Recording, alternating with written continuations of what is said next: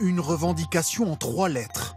L'ISF, supprimé par Emmanuel Macron, que les Gilets jaunes veulent rétablir. D'abord, quel a été le manque à gagner pour les finances publiques? Supprimer l'impôt de solidarité sur la fortune a coûté 3,2 milliards d'euros à l'État. Une somme importante, mais beaucoup moins élevée que la suppression totale de la taxe d'habitation par exemple. 16 milliards d'euros de manque à gagner. Pourquoi la mesure est-elle impopulaire? Supprimer l'ISF a permis au plus gros patrimoine de bénéficier d'une forte baisse d'impôts.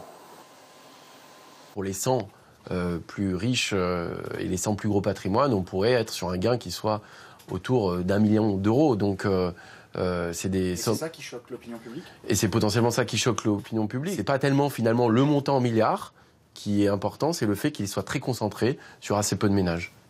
Un rejet d'autant plus fort que le gouvernement a aussi mis en place la flat tax pour limiter à 30% l'impôt sur les revenus du capital.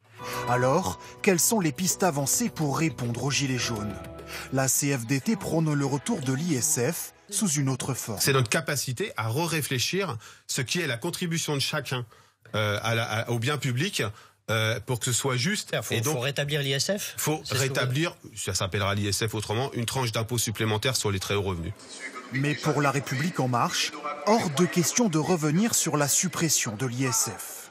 En matière de fiscalité, je pense que l'instabilité n'est pas la solution. On a pris un certain nombre de décisions. Ces décisions, il faut les pérenniser pour pouvoir les évaluer, pour voir si ça fonctionne. Des élus de la majorité veulent connaître l'impact de la suppression de l'ISF. A-t-il bien servi à l'économie française comme c'était l'objectif? Une évaluation doit être publiée en 2020.